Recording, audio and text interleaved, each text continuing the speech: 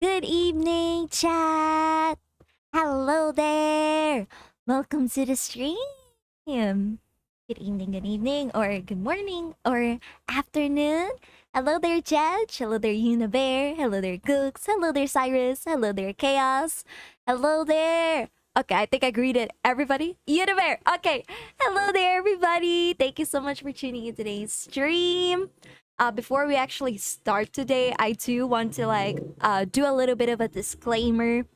In case we don't have a lot of fics to read today, I'm gonna be doing a tier list stream as well in the same stream. I'm gonna be doing a tier list, but it is related to fiction. I am going to be ranking all of the tropes that novels usually have, so that is exciting. What do you think about that? Is that fun? just in case we don't have a lot of fics ready, since it's been a while since I've done a reading stream. It's been quite a while, and I think the one I have prepared is Cyrus' poem, and it's a really short poem, so we're gonna have to bounce off from that one. And I have something to say. I did receive a message from you, Chaos, in Marshmallow. So let me just pop that bad boy up. Let's see what we have. What kind of question you have for me for today? Okay, hi Miki. There are oh my god, I can't see myself. Okay. Sorry chat. I'm gonna have to cover you. No. I'm gonna have to cover you guys a little.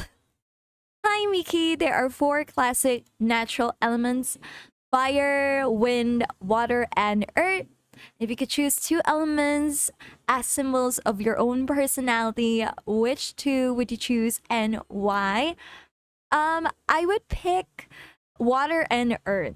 Water because I'm flexible. Water because I can change easily. I'm quite flexible. I just go with the flow. And again, going by the lore of Avatar, I'm just gonna use the lore of Avatar, The Last Airbender. Water can be manipulated into ice as well, so I'm gonna choose that one. And earth because I'm so stubborn. I'm a stubborn person. I do what I want. I don't care what people say about me. People are just gonna have to go with what I have to do, with it, with what I want to do, rather than, you know, having them say what they want from me. So water and earth, those are the 2 that I would pick.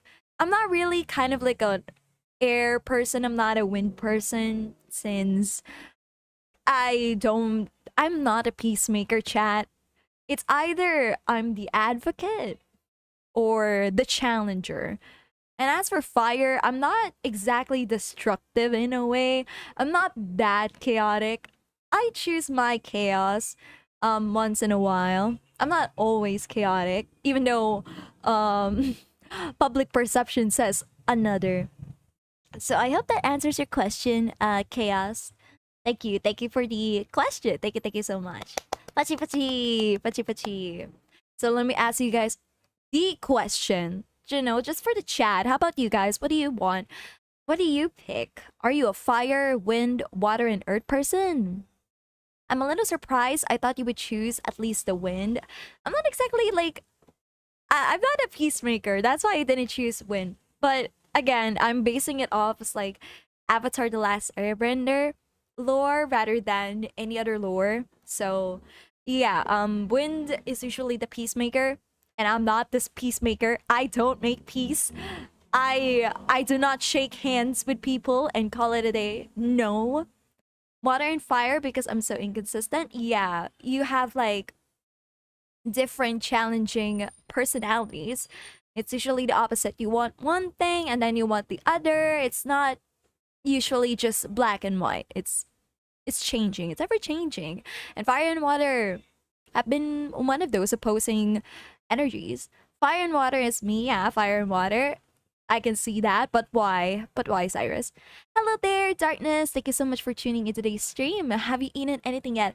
Yeah, I ate pasta. It's pretty great. I don't feel full exactly, but I think I might just order a little bit of like a snack early after the stream. Just because I usually treat myself after the stream. Like, if I feel like I've done a good job in streaming, like, I usually just treat myself. Hopefully buy some boba tea. Just make myself feel refreshed before I hit before I head to bed. Even though it's like lunch, afternoon, it's fine. I just really like fire and water. That's about it. Oh, I see. I thought you had like associated with a personality. This reminds me, I forgot to eat. Please eat. You can eat during the stream. Feel free to grab some snacks during the stream. I usually talk a lot anyway, so it's like we're having a little bit of a tea time. I would choose wind because I just followed the flow of my life and worry when problem comes to my face. Yeah, I understand that. Like, wind, you know, the wind doesn't attack unless something is blocking the way. That's the thing. Either it gets pushed down or just go over it. You know, wind has always been like that, and I find it amusing. I find it amusing. It always has been. As for like, nobody has picked water or oh yeah, nobody has picked earth. Like, I get it though. I get it. I get why nobody wants to pick earth sometimes, because yeah, it's rock solid, chat, rock solid. But you know, from the lore of the Avatar, The Last Airbender, I actually like earth because it's a protector. I love the idea of earth becoming like a mode of protection. It's hard to bust through earth's defenses, and I like that. Nobody is earth because we never touch grass. We never touch grass.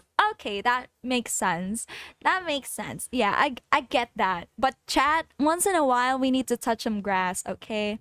I know I'm not the best advocate for touching grass, but sometimes we do. We need to pat the green grasses sometimes, okay? We need to pat those one of the times. Give it head pats and all that stuff. Sometimes we just gotta do it. Okay, let me obliterate that one. There we go. I finally replied to that one. Next, I do have something I want to discuss because I recently found this out. Hold on, let me show you what I'm talking about. I found this out and I'm like surprised this even happened. So I found out that I'm in virtual YouTuber wiki. I don't know who did this. I don't know if one of you suggested this to the creators, but apparently I'm already in the virtual YouTuber wiki. And again, before anybody goes like, oh my god, Miki created her own profile there. No, chat, I did not. I'm surprised because virtual YouTuber wiki is an invitation only. Basically, somebody else would have to suggest you before you get included in the wiki. And I don't know which one of you did this, but thank you so much for those who recommended me into the wiki. Thank you. It's empty though. There's literally nothing in it other than Miki Astrophel is a female VTuber she does gameplay vids as well as covers. No, I didn't make it. I didn't make it, chat. I didn't make it. I mean, you would notice if I made it, if it's already filled out, but it's not filled out. And I guess this is like a call to action for you, chat. Yes, chat. I am trusting my wiki page with your hands. I'm gonna trust it with you guys since I can't edit this on my own. So I trust you, chat, to fill it out. I will react to it if it's already filled out. If one of you already filled this out, I'll react to it in the next stream, next possible streams. We'll see how you guys did. Go crazy with it. I don't mind. Just don't break their laws. Okay? Just don't break their laws. They have community guidelines in the wiki. So thank you for the satellite that recommended me in the wiki. Thank you. Thank you. I can't believe Miki turned into a wiki. Congratulations. I did not turn into a wiki. Yeah, I saw that and I thought it was pretty cool. Yeah. I'm honestly shocked. Thank you. I don't know who did this, but thank you. I hope to see it filled out one day. I hope so. I really hope so. I think you all have the material already for it. So thank you. You're putting a lot of faith in us satellites, Miki. Please. I'm putting my faith in you guys because I really want to see this filled out. I want to see what you guys can make, what information you will put into the wiki. Because again, although I know myself, I don't know my image to you guys. Like, yeah, even if I can edit this page myself, I'm gonna fill it out with like professionally. But I want to see how you guys would fill this out for yourselves. Let's see. Let's make it a challenge. Okay, let's make it a challenge.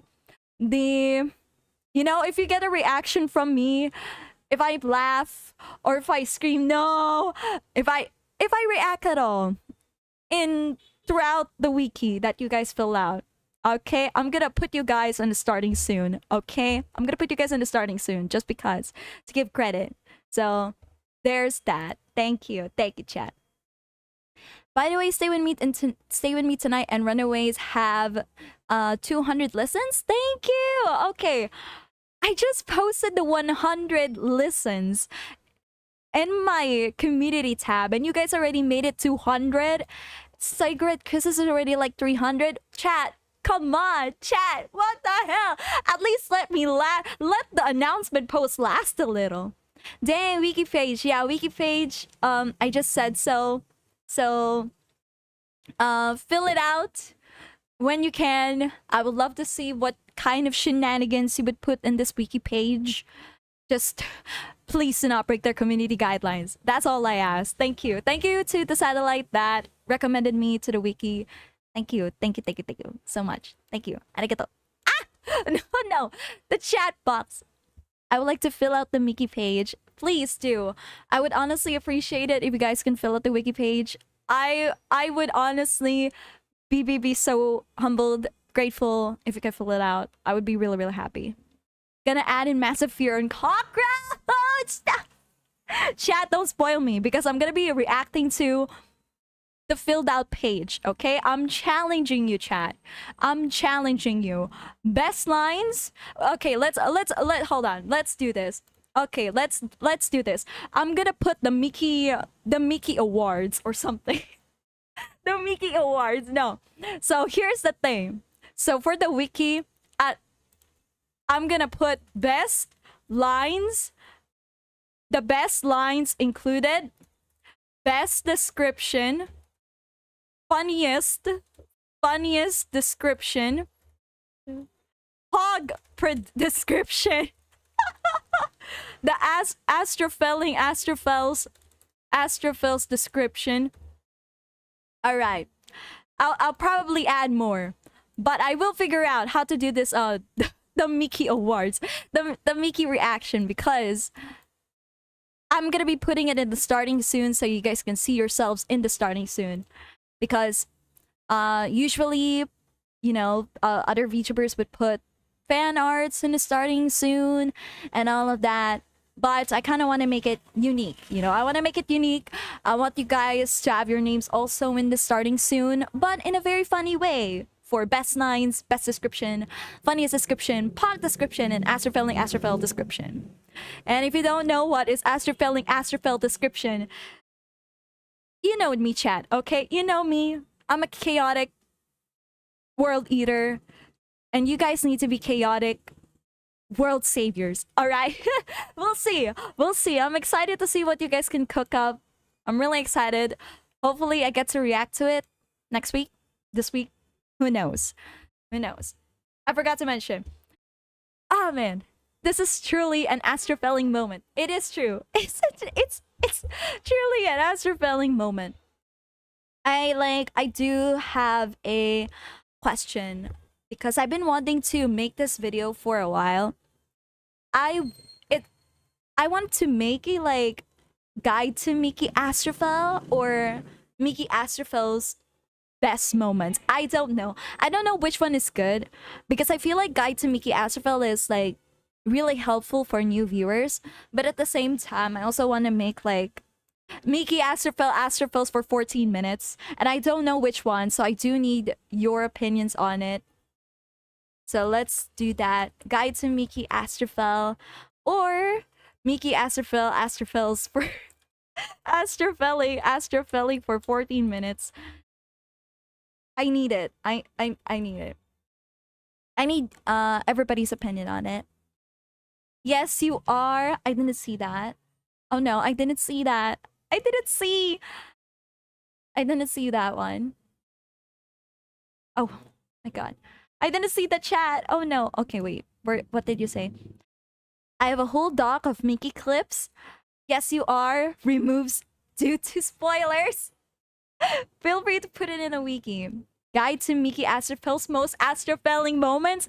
You know what? That's actually pretty useful. I can't see. I don't know why I can't use both. Now that I think about it, I can do both.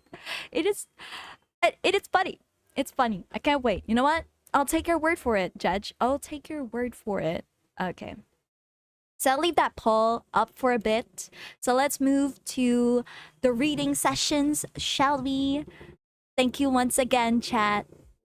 Thank you once again. So, this is by Cyrus, I believe. So let's read it. Let's read. I think this is supposed to be for Halloween, which is interesting because Halloween is already done, but it is still a spooky month. So let's read it out loud. There was once a girl who lived alone. No one ever visits their home. Her home was in the woods far, far away from the village where the children play. The girl's life was boring. You might want to do a comma here. Not comma, apostrophe. The girl's life was boring, to say the least, until the girl found something no one has ever meant to see. With relentless magic obtained, she decided to finally have some fun on that day. What fun is that? What fun is that supposed to be? That day went by in a flash. If you look behind her, you would only see village ash. Oh, I see what fun now. As the day came to an end, she went to her forest once again, only to come out. This is not only coming out, only to come out to have some fun now and then. Rumors? Why is there double den and dan? Just get rid of the dan. Just rumors started to spread about a witch who destroys their neighboring villages. And with all those rumors around, no one dares to visit the forest now. When people do try to go in, their families would be sent an urn with their loved ones within. An. Not a urn, it's an urn. Thank you. Hi Miki, what did you think? I couldn't finish the Space Week stuff, sorry. Maybe next week I'll finish the Space Week stuff. Thank you, Cyrus. Honestly, I feel like if you... I love how you have to put the quotations on the fun and then reveal it later on. For the fire, I also think there should be like... I think you can do better ways to insinuate that the village burnt down. It was made during Halloween, I guess so. Great start. Hi, good day. Hello there, Captain Lee. Thank you so much for tuning in today's stream. I appreciate it. Thank you. Are you a new viewer? Welcome to the stream. Because for me, when it comes to like poems, alright, at least from what I learned in my university, poems are not supposed to be straightforward. You're supposed to at least hide it, mask it. Like, one of the exercises that I get from one of our professors is that, for example, you have to talk about love in a poem, but you cannot mention the usual markers for love. Holding hands, kisses, hugs, or longing, love, the word love itself. You have to be really subtle about it. And that is the beauty of poems. That's why I feel like the ways to improve this poem at least is to remove the quotation marks and fun. Just leave it as is. Just call it fun. Let the reader be shocked later on, you know? And it's mentioned twice. At least there's been 2 cases of fun already. But it would be really great if you didn't mention the village burning down too soon. It would be great because I was like, what kind of fun are you talking about? Because I was really like thinking of what kind of fun this would be. How would this poem turn out? And then it's already given to me in the first half of the poem. And then later on, it was again revealed to me, oh, another fire.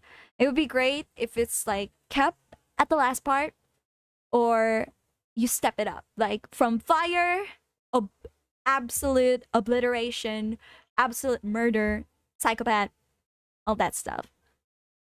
Honestly, I could make it better now, but this made me back then, not now, so it's okay. It's alright. Butterflies in your stomach. I can't see that. A want and hopeful feeling. Yeah, it's something like that. Poems are usually supposed to be like that.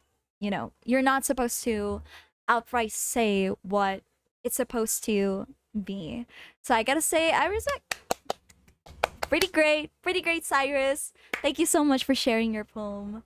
Thank you as well for submitting your poem. It's a really great read. Again, I still love how it's so simple. It's so simple, it rhymes well, but sometimes it still needs a little bit of like, you know, subtlety. Dinner finished? Yeah, welcome back, Gooks. Thank you so much. Thank you so much for eating. Thank you so much for returning. Thank you. The funny doki doki emotion. Love is in the air. Love is all I care. Love, love, love. The love, loving. Yeah, like... there are some poems at least like are really straightforward. But again, a lot of people are usually just have different interpretations. At least to me, when it comes to like love, at least my usual markers when it comes to love is something else. Thanks for eating, Gooks. You're a real superstar. Same. You're a real superstar. You get a gold star for eating. No, really. I mean, if you take care of yourself well, I don't see why you can't give a gold star to somebody. So you know what? Gold star for people that eat. Congratulations. You take care of yourself well. You don't starve yourself. Congratulations. Achievement unlocked. Dinner eaten. I gotta say, it deserves a gold star. It deserves a gold star. So, let me double check again if we have other... I'm pretty sure there isn't, but let me see if we have other fics in the waiting. Let's see. I know some of you were speedrunning. Okay, so somebody did speedrun. That's interesting. Okay, let's see. Short story. Why? Why is there Shrek? God damn. Why is there a Shrek here? What is going on? Why? Who said that? Really? The Shrek is life, Shrek is love? I usually use the words fuzzy and palpitating when referring to love in my works. Yeah, I feel you. I feel you a lot. I wouldn't use... I it's probably just me, but I don't use fuzzy for love. I don't feel the butterflies and all that. I feel remorse. Okay, I will explain. But you see, at least to me, falling in love is like falling to your doom. All right, it's doom. It's doom to me, because if I fall in love, the first thing that I think in my head is like, shoot, I'm in love now. Guess I'll die. It's usually that, because love is really dreadful to me. Love is dreadful. It's a distraction. It's a great feeling, chat. But you know how when something is so good that you're worried that you're gonna lose it or something else is gonna take it away? That's how I feel about love. So whenever I talk about love, it's like falling face flat on the concrete. No one to catch you. It's kind of weird. We have different interpretations when it comes to love. And mine is just happened to be really dreadful. It's why I do use palpitating. Love is a deadly feeling. That is true. That is so true. Wait, was this list like new or some of them from a long time ago? It's the latter. It's probably me that sent the funny comic pasta. A burning feeling envelops your heart. Yeah, that is true. That is one way to describe love. It's a burning feeling. It's why I do use palpitating. Love is a deadly feeling. No, a panic attack. No, no, it's not a panic attack. But honestly, chat, sometimes I do get attacks when I feel like, oh no, no, this person is about to become really, really important to me. No, no, no, no, no, no. No, get your head together. Get your shit together. Stop it. Hello there, Ani-chan. Thank you so much for tuning in today's stream. Hello, I miss you. How are you? I'm doing well. Thank you so much for asking, Ani-chan. I hope you're doing well as well. Ani-chan, it's dreadful. It is dreadful. But not to everybody. Love is both a good feeling and a temptation and all sorts of things. Yeah, you would know, chat. You would know from my songs how I feel about love. Of course, I can always write, you know, wholesome songs about love, but I will keep that for a different EP. Okay, I'm finishing Oxygen first. You would be surprised, chat, on how many. You'd be surprised on how many songs that I made over the years already. So there's just so much. I just have so many songs in the backlog, and I can't release them all. Okay, I really can't release them all. I wish I could. I honestly wish I could. It comes down to interpretation. Love to one person may be felt or experienced differently by another. It is true. It's always different interpretations. There's always gonna be something different for every person. Uh-oh, internet is lagging? I prefer Ludus when talking about love in it. No. Okay, Ludus. Oh my god. Okay, that's understandable. So now that I got all of the reading out of the way, I think we can finally get started in the ranking. And I'm excited to rank these because these are called book tropes. And you know about me, I do love writing, and I may have used some of these tropes before. So we're gonna be ranking them today. We're gonna be ranking them together. So let me just close the poll we currently have right now. Thank you for those who answered for the poll. No Shrek. No Shrek. No Shrek. I can't even access it. I can't even access the thing. You made it private. This is playful love, chat. Ludus. Playful love. Alright. So here we go with the YA book tropes. This is book tropes. It's not explicitly used for like young adult novels, so it's fine. You could see this in every... Oh, crap. You can use this, you could see this in every book anyway, so... Let's see, did mine not get a minute? No, I did not see anything. There's only 24 submissions. There's only 24 submissions right now. Yeah, Ludus is playful love, Akape is all-encompassing. You might have to resubmit it again, Googs. I hope that's okay. Because it did not pop up here. So, we have Absent Parent. We're starting off strong. We have The Apocalypse. We have Fake Dating. Bound Family. Hate to Love. Insta-Love. Love Triangle. Magic School. Superpowers. Oblivious Parents. Outsider. Rebellion. Secretly Royal. We have all of these book tropes. I feel so attacked by these tropes. We're gonna be roasting them today. We're gonna be roasting them. These tropes, yes. We're gonna be discussing them today because it's about time I actually discuss them. Okay? Hold on. I forgot. You know, is it really a writing stream without these things? Is it really a writing stream if I don't have these on? Okay. It's time to get roasting. Alright, chat. So we have Absent Parent. Look, it's not average. Okay, let me explain first. Absent Parent in fiction is a dice roll, okay? It's a dice roll. It's not always gonna be good. It depends on the writer. Is about to die from a terminal illness one of the tropes? No, it's not included here, sadly. But we'll get to that. We'll get to that point. So, it's really a roll of a dice. Some others just play Absent Parent badly. Like, yeah, they just don't exist in this world. Just a teenager living alone in an apartment complex. It's... those kinds of stories are bad to me. Like, okay, we're just gonna have to accept that the parents are in abroad or something. That's it. Like, they don't even call up their kid. They just forget it exists. Sometimes the character doesn't even talk about their parents. And I'm like, are we sure that there's a kid out there that doesn't really care about their parents? Because I don't think so. I don't think so. So absent parent, it depends. It's a roll of the dice, and I'm gonna have to put it in eh. It's eh to me, but we'll see. What about you, chat? Absent parent. Absent parent. Pretty excellent. Pretty good. Pretty good. Meh. Or terrible. Oh no. Or terrible. Okay.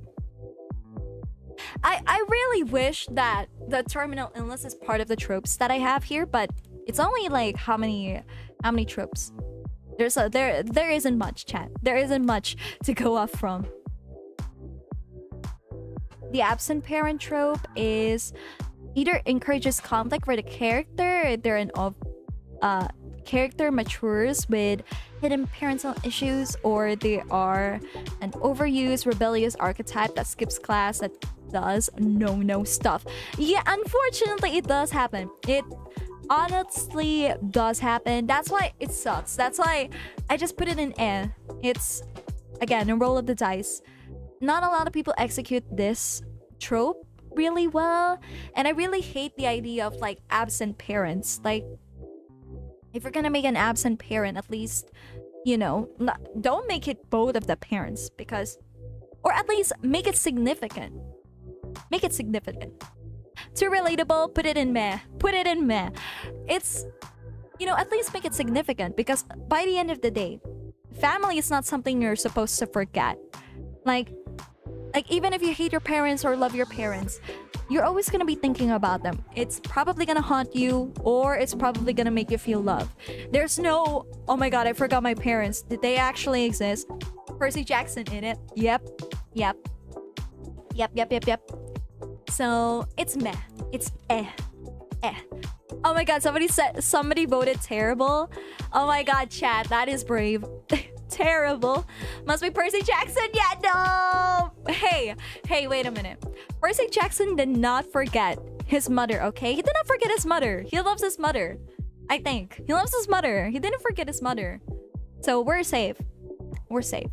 Interstellar followed the absent parents trope story, but they executed it well. Okay, chat? It didn't... Again, we're following the father. We're not following the child, so it doesn't really count. That's true, according to the philosopher Dominic Toretto. Family. I love how some of you guys agree it is meh, terrible. Let's see. Only 7 of you agree. Okay, that's fair. I treasure them dearly. Your family? Yeah. It's either you treasure your family dearly or you hate them with your life. But there's no in between. There's no, I hate my family, but I forgot about them. There's none of that, because everybody gets affected by their family. So, it's meh. Overall, it's meh. It's meh. It's meh. It's nothing. Meh. Next up, we got Apocalypse. I love apocalyptic stories, chat. I love apocalyptic stories. It's never gonna change, alright? It's never gonna change. You know, make it nuclear apocalypse, make it zombie apocalypse. I don't care. I love them. I love survival stories. I love survival stories. I love the idea that the world is coming to an end. I love reading those. I know it sounds a little bit brutal to be reading about them and enjoying them, but it's fantasy anyway. It's not supposed to happen. If it does happen, hooray, we're doomed. But reading about them always feels so human. It feels like every life matters. You don't know who you're gonna lose. The father could get killed, the main protagonist could get killed, the child can survive, the child doesn't survive. It's a really classic thing to have in any story, at least. I love the idea of just the world coming to an end. I treasure the family I hate. Yeah, it's one of those. I can't hear Apocalypse the same without hearing a genre of music. Put it in meh. Really? Why is it meh for you, Gooks? Mad Max vibes, yeah, Mad Max vibes. In YA novels, I just want more apocalypses where the teenagers would actually struggle and possibly die and stuff. Same here. Same here. I want them to suffer. Make these teenagers suffer. You know, I like the idea of like having survival in stories. I just love it. The overall idea of having survival in there is pretty fun. Yeah, based. I don't know. I just feel like it's too easy for like young adult novels to just not survive. You know, this is why I love Maze Runner. But I'm not gonna spoil that for you, chat. Go read Maze Runner. But I love Maze Runner for that same idea. That these teenagers will struggle. And will possibly die. And that's fun. That's a joke. I really like apocalypse except zombie tropes. Not that one. Oh, I see. That's fair. That's fair. Because zombie apocalypse has been overused quite a while, but zombie apocalypse has gone down in popularity. There's not a lot of like zombie movies anymore. Zombie movies have gone down, you know. They have gone and disappeared. Nobody wants to play zombie movies anymore, which is understandable. And speaking of zombie movies, I'm gonna rewatch The Walking Dead again. Just because. I don't want the teenagers to just enjoy and only partially dread the apocalypse. Give them an actual conflict that isn't artificial. They're children, and they think like kids, so make them struggle. So, exactly, and kids make terrible life decisions. They will definitely D-word in a real life-threatening situation.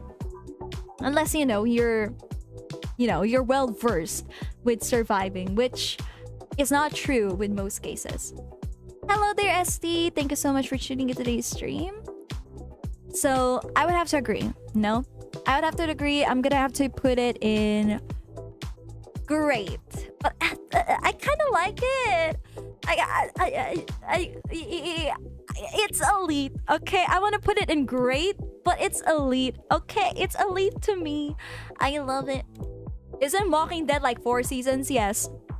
I can finish a TV show within 6 hours, possibly. Oh boy, then you won't like the one about the one who loves the zombie apocalypse, Joey. I just want a YA apocalypse main character to die just because he has no sense of responsibility. Then that book will be very short, as long as it's not zombies. I feel you. I feel you. Next up, we have fake dating. So let me type it out first. Let me type out the pretty good. And then we have terrible. Fake dating in YA.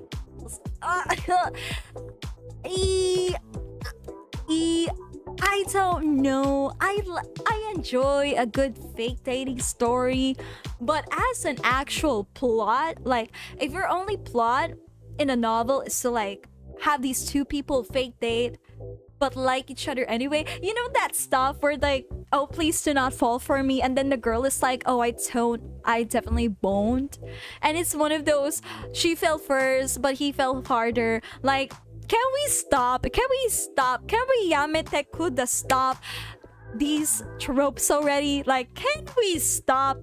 I enjoy a fake dating story, but at this point it's so predictable to the point that it's just so it's trash to me. It's trash.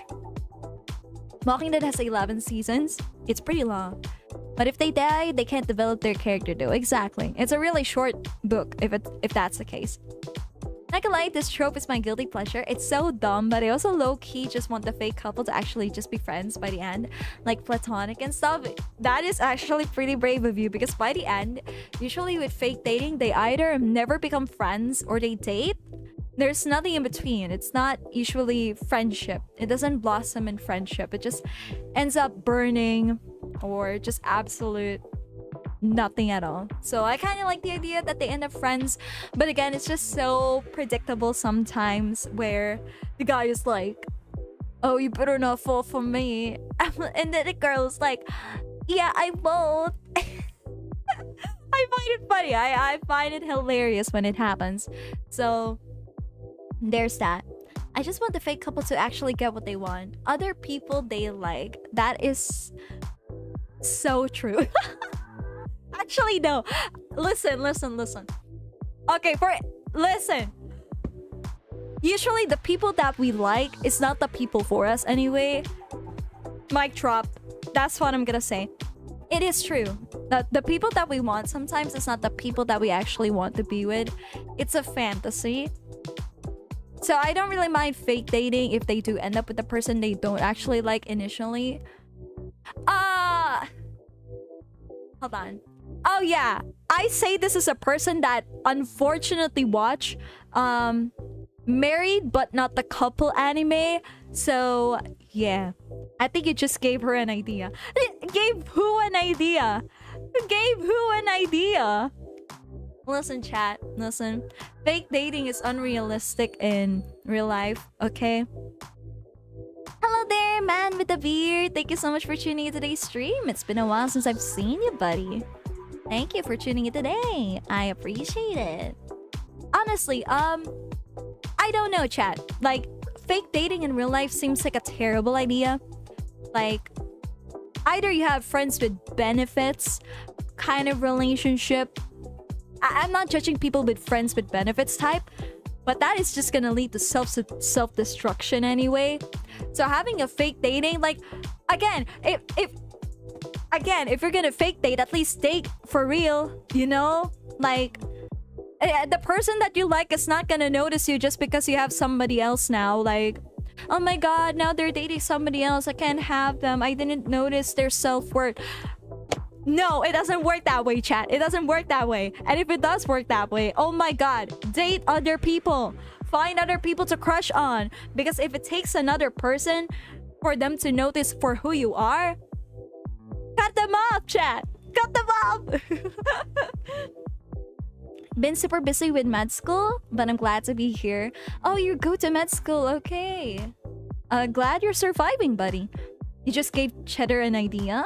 Possibly. Are you rating viewers' stories? I finished one of the stories. I finished one reading the poems. So I'm ranking all of the book tropes right now.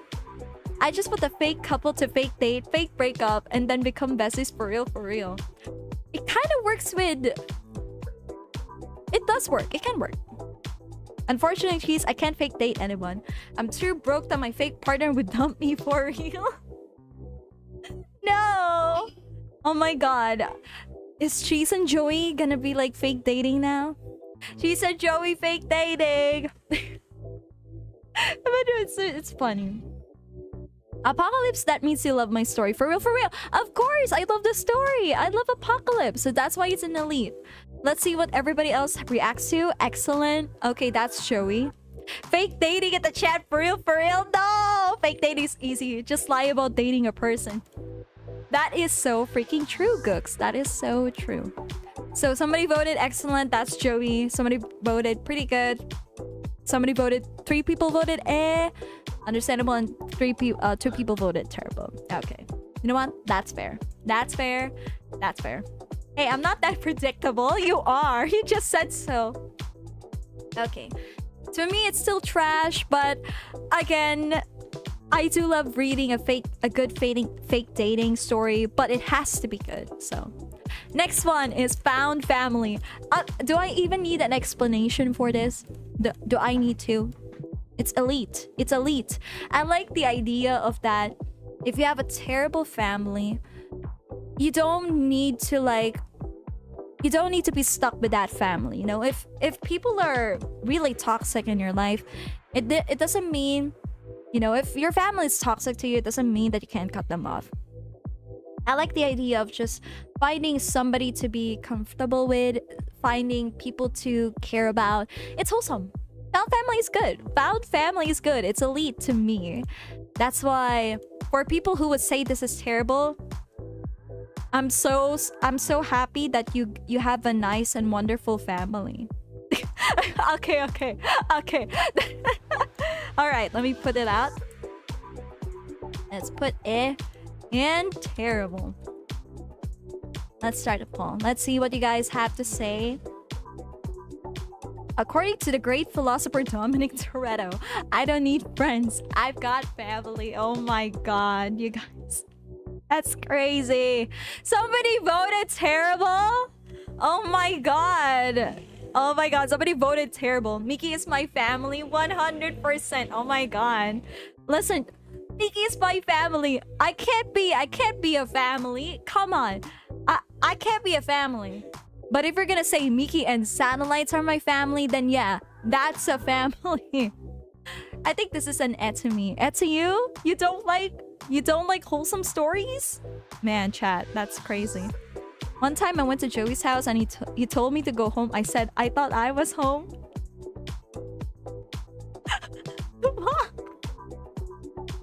Wait, what the fuck? Wow. Wow. That's gay. Oh my god. I mean that in a happy way, okay? I mean that in a happy way.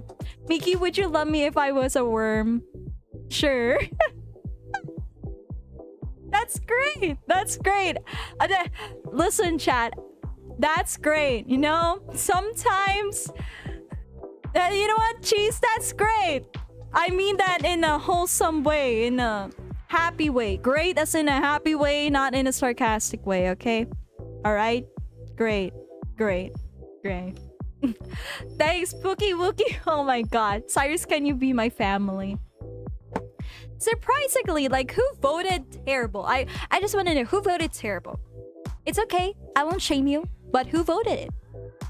No, Gooks. Oh my god. No! No! Gooks got rejected! No, chat. No, this can't be real right now. This can't be real. Are you still reading the fan works? Because I posted mine. Okay, let me see that. Oh my god, a lot of you submitted. Okay, great. Let's read that. Let's read some of them.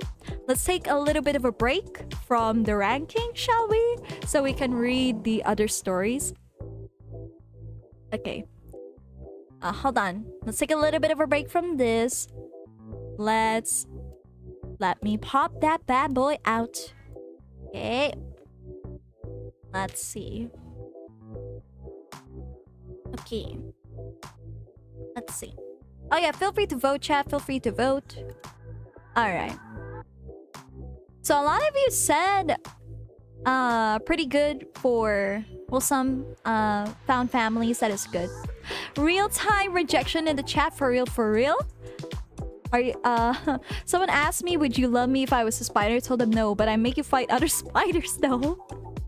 That's funny. What are we voting on, Miki? If found family is a good genre. Okay.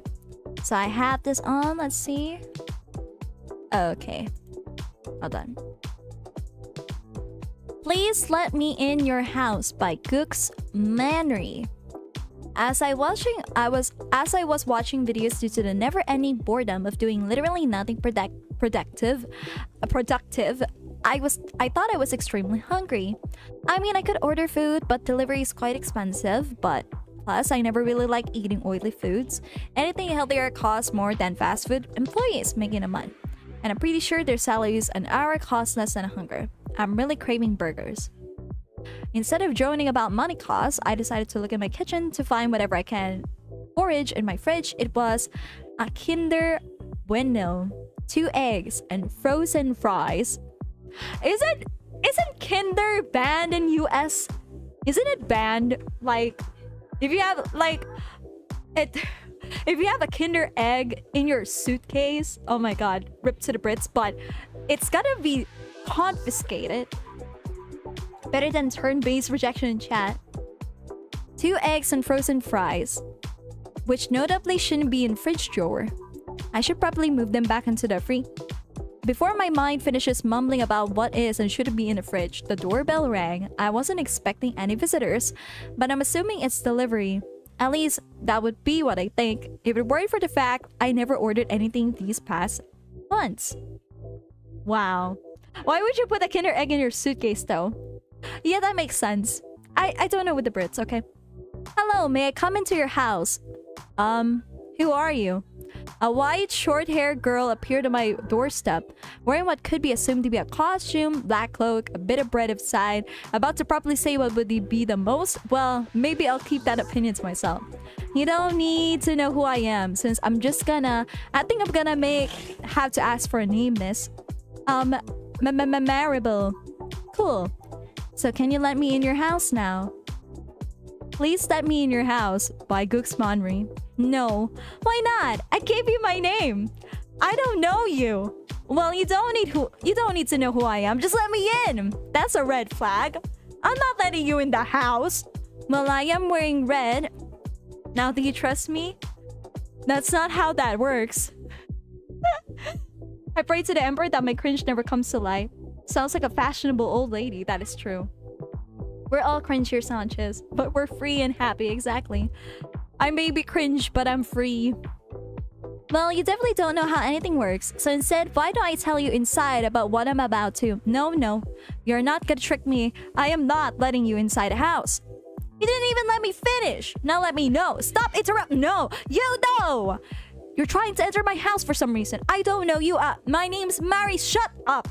A girl in the middle of the evening asking me to get into my house is a red flag. That's how someone ends up murdered or arrested. I don't want to be murdered. Wait, okay, I lost. That's actually pretty funny. That's actually pretty funny. So you want to be arrested? Okay, that's actually funny. You know what? I love that. I love that. I love that, actually. Good job. I love that.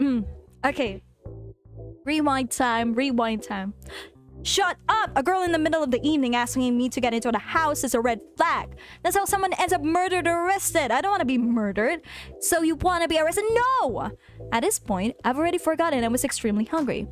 So my stomach had to remind me, in front of one very stubborn, insistent girl I have ever talked to. Oh, you're hungry. Please let me in your house by Gooks Monry. Yeah, me too. Damn, it's quiet now. I didn't know hunger could make people bond. I'm gonna go order food. So if you'd excuse me... Wait, hold on. I can pay for the food. Wow, you're really insistent. That's the header. What? No, I know it's the header, but it's so funny. It's like a transition. It's like a transition thingy. I love how she's just reading it every time she sees something. It's funny, chat. It's funny. Damn, it's quiet now. I didn't know hunger could make people bond. I'm gonna go order food, so if you'd excuse me... Wait! Hold on! I can pay for the food. Wow, you're really insistent. Come on, it's, well, what? Well, I haven't eaten with someone and I really want to try to, you know... Can't you just, I don't know, get some family members? Wow, get some family members! Oh, you're hungry? Let me in your house. That's so real.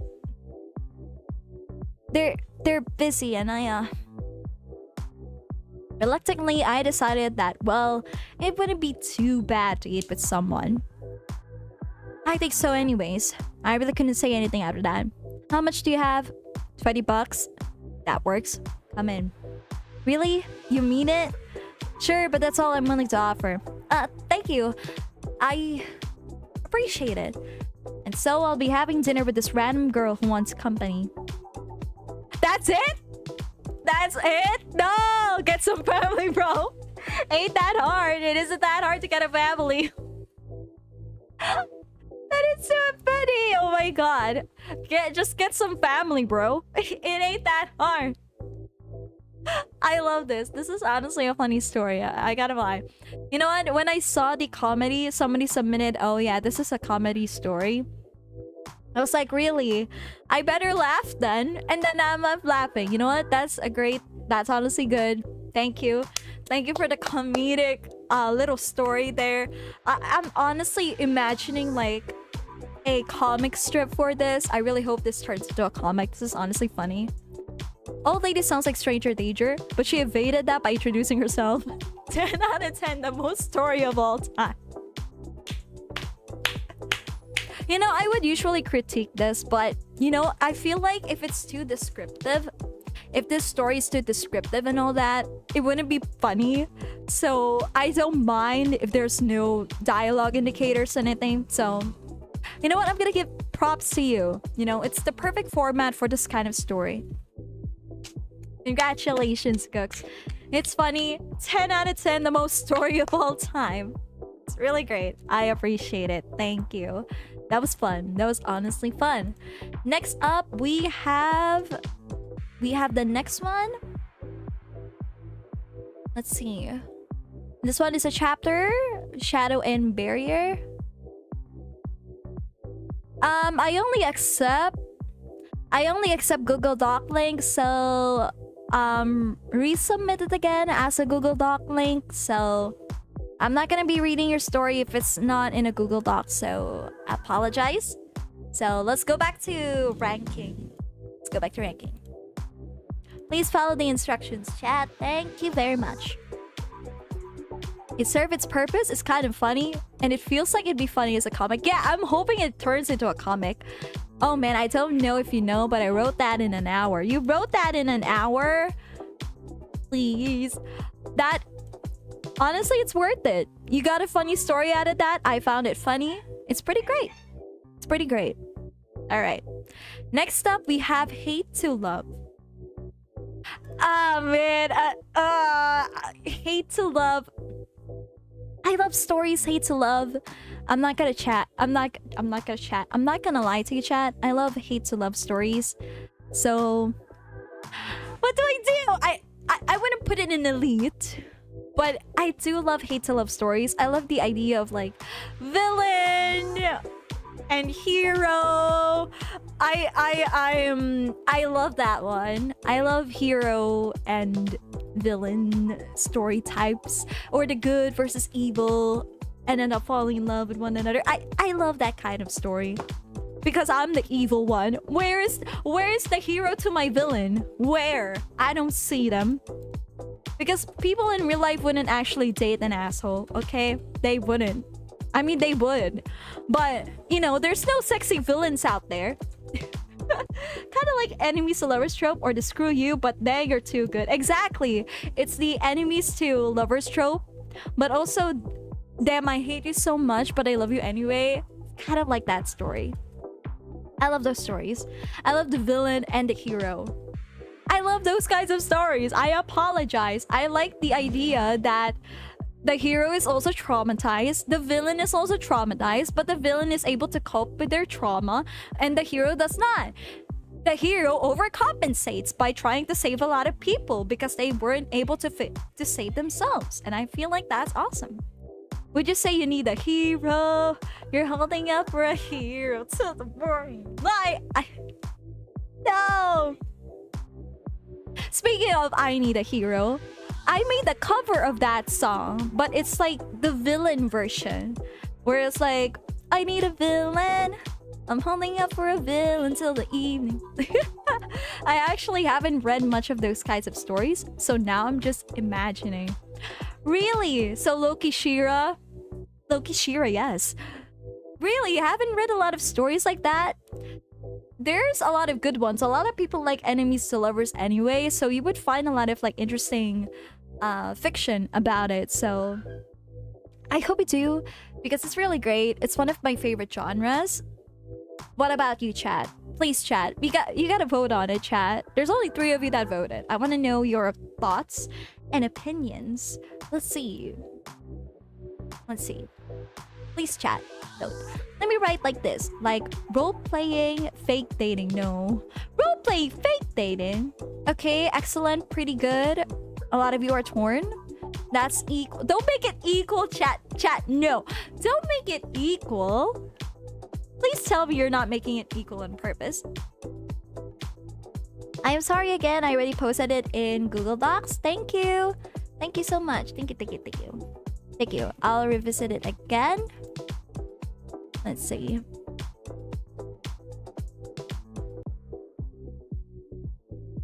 I don't think I can access it. Can you like make sure it's already in like accessible? hold on. Why would you roleplay fake dating though? Why would you roleplay? I voted eh. I don't have much to work with. Sounds interesting. Oh, I see. So you voted eh because you don't know. A lot of people voted pretty good, which is surprisingly awesome. Thank you. Thank you. I like the idea, you know? I like the idea. Like, hate to love. Because again, by the end of the day, hate is more synonymous to love than like. It's really weird. Like is actually the opposite of love for some reason. It's just weird. Hate is synonymous to love. Next up, insta love. Does anybody like this? Like the person just falls for you. Like if the first time they saw you, they love you. They love you. They love you. They love you. And you know what? You know what? You know what, chat? You know what? As a person that, you know, when I see somebody really, really attractive, I get like, boom. I want to see what this person is about. I'm kind of that person, okay? But at the same time, I don't insta-love people. Okay, you can check it again. Thank you. Thank you, Clover. Thank you. Hate and love are both extreme passionate feelings after all. Exactly. Exactly. That is real. That is so real. They are both extreme feelings, and hate usually coexist with one another. Hello there, Philippe. Thank you so much for tuning in today. How are you, buddy? How are you? I hope you're doing well. So, hold on. A lot of you said excellent. Okay. Insta love is fine. It's realistic at least. But I can't say I haven't felt that before. Exactly. Insta love in fiction, like... I just think it's a little bit too easy, but I wouldn't hate it. It's not in the same category as trash or absent parent. It's just average. Enemy and lover trope is a good genre for Japanese light novel. It is real. It is true. I gotta agree. I gotta agree with that. That's a good point, Darkness. So let's vote on Insta love. Does anybody hate it though? I'm curious if anybody hates it. Does anybody hate this? Okay. Hold on. Does anybody hate it? And terrible. Let's see. It's meh at best, insta love. Yeah, it's for me it's average, you know. It's not up there, but it's average. It's you can work with something. But again, I can't speak much, chat, because honestly, I'm the type of person, like, if I see somebody attractive, bam. You know what? I bought them. I need them. I'm gonna see what they are all about. Like, I've made a lot of songs about people that I found attractive. I don't love them or anything. It's not insta love, like I fell in love at first sight. No. It's more like I feel attraction first sight. But other than that, it's like, other than that, there's no insta love. I would get this if like this was insta attraction, then yeah, I would rank it higher, but it's insta love. Insta love, I don't particularly like it in a novel, but if it has a good story, it can be good. Exactly, if it has a good story, it can work. First of all, don't do this for a romance story. It won't. Like, if the guy already falls in love with her first sight, then what's the point of the story? What's the point? Where's the struggle, at least? At that point, where's the struggle? Where's the struggle? Okay. Let's see. Somebody already... Okay. Let's see what they're all about. Okay.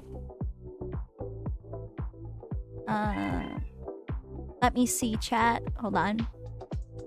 So somebody already submitted their story. I think this is from Clover. So Clover, let's see what this is all about. Yeah. All right. I think you see it. I love how I was talking about heroes and this is a hero story. So that's interesting. That's funny. I think it's a good transition. That is true. That's just fascination and it's understandable. I once wrote tons stories about my Prince Charming, yet we were never actually too close or even affectionate. That is so real, chat. That is so real. That is so real, Joey. I have made lyrics for somebody that I really found attractive, but again, it never really led anywhere. I made up a lot of like scenarios in my head. That's why whenever people ask about my songs, like who is this about, or I didn't know you were this in love with someone, and I'm like, no, it's not that way. It's really an exaggeration of what I felt. I just made it for fun. Yeah, okay. Okay. You made it for fun? That's okay. Oops. All right. Who is this song about? Matt Smith! No! You didn't have to expose me! Not that! No! You didn't have to expose me! You didn't have to cut me off! Who is this song about? Asterian? No! No! Okay, you know what? That's fair. That's fair. That's fair. That's fair. You know what? That's fair. Okay, I'll take it. So this is only the first draft, Shadow and Barrier. In the dark of night, deep within the forest, the air reverberated with the sound clash of swords and unsettling detonations of wicked spells. Also, my English is not that good. About that, sorry about that. It's okay, don't worry. Don't worry, Clover. Matt Smith is our father, man. I understand it. I know, he's our father! 6 fearless individuals were fighting a battle they couldn't win, but their determination and courage were evident in their valiant actions. Their opponent is a man disguised as a clown wearing a black suit. He exudes a strong, intimidating presence as if his power originates from the depths of the earth. Okay? I think in this part, it would be better if it's like, it doesn't have as if. If he already exudes a strong and intimidating presence, say it directly, you know, like make it powerful. Like he exudes power that originates from the depths of the earth. That's a not direct to the point, but a more powerful image to have instead of like starting off with the exudes a strong and intimidating presence. If you're gonna elaborate later by the power originates from the depths of the earth, at least put that first so the image is clearer. The 6 individuals are the otherworldly heroes of this world. They fought with all their might, but it was clear that they were no match for their opponent. One by one they fell, until only 3 were left standing. The masked man, the hero, and his female companion. The hero was panting heavily, his sword arm trembling with exhaustion. He knew they couldn't win this fight. Who are you? The hero asked the masked man. The masked man didn't answer. Okay, I think it's better if you remove this sentence here. The masked man didn't answer and just stood up, his face still hidden behind the broken mask. He looked at the hero. Be careful of the capitalizations. There is no need to capitalize the in the hero and his female companion. The masked man then spoke. Pick up your companions and leave this place. His voice was deep and commanding, and it sent shivers down the hero's spine. I think it would be better if you said commands. His voice commands that sent shivers down the hero's spine. That would be really more effective. That would be more impactful. The hero hesitated for a moment, but he knew that the masked man was right. They couldn't win this fight. He turned to his female companion and nodded, and they began to pick up their fallen comrades. As they were leaving, the hero couldn't help but wonder who the masked man was, and why he had spared their lives. He knew that they would have to find out more about him and his motives if they were going to defeat him in the future. As the figures of the heroes and his companions vanished, the masked man finally removed his mask. And behind it was a man in in his 20s who had black hair and black eyes. I think you might need more improvement here in the descriptions, if I'm gonna be honest. It's... At least it feels a little bit flat to me. Like, you describe this person to be really intimidating, that powers in depths of the earth, but the description here falls flat in the face. If you're gonna make him more intimidating, at least describe something really unique about the guy that makes him intimidating. Like, instead of like black eyes, sharp. Like, make it sharp eagle eyes or anything remotely related to intimidation. That would be really great. Maybe the masked man was Tuxedo Mask, and like Tuxedo Mask, he just said yeet. That is so true. Yeet. I'm glad that you're still safe, Cecil. The masked man said as he gazed away, the hero and his companions vanished. His voice filled with emotion. Bad use of his voice filled with emotion. Please, try not to be too direct about it. Like, his voice filled with emotion. What emotion? What is it about? What is he struggling to say? Hair as dark as the gloomy aura that surrounds him. That can be a great description, but I wouldn't use it entirely. I would prefer something else to describe it, but that can be a good start. All of a sudden, a human figure popped right up behind the masked man. It turned out to be a friendly teenage girl with beautiful brown hair and striking white eyes. Black hair and dark eyes. That is also a start, the man with the beard. She was even rocking a cool Kuroko outfit. Okay. Hey, Kamui, the Demon Lord wants to see you. The girl cheerfully informed the masked man. Thanks, Lucy, I'll be right there. Kamui replied to Lucy with a smile and the blink of an eye. They both vanished into thin air. Okay, at this part, I'm really not sure like what you're trying to set up, because the intro, at least the first part here, in the first part, it didn't really give me anything. Like, I feel like you would be able to make this more interesting, more beneficial to the chapter, to establishing who Kamui is. Because right now, it feels like you don't need the first scene. It didn't feel like I needed the first scene to, know something about Kamui. Because it started off as the masked man. What is the mask is for? Like, what is the relevance? It doesn't have any relevance to the scene. If a scene doesn't add to the relevance for the character or the plot, if it doesn't establish anything, then it would be really hard to hook in the reader. So that is one thing that I should let you know about. Kamui and Lucy arrive at the stronghold of the Demon Lord, observing a bustling scene of demi-humans scurrying about with crates strapped to their necks. He's just like Hadrian! He does feel like Hadrian! Among them, armored demi-humans could be seen, armed and ready.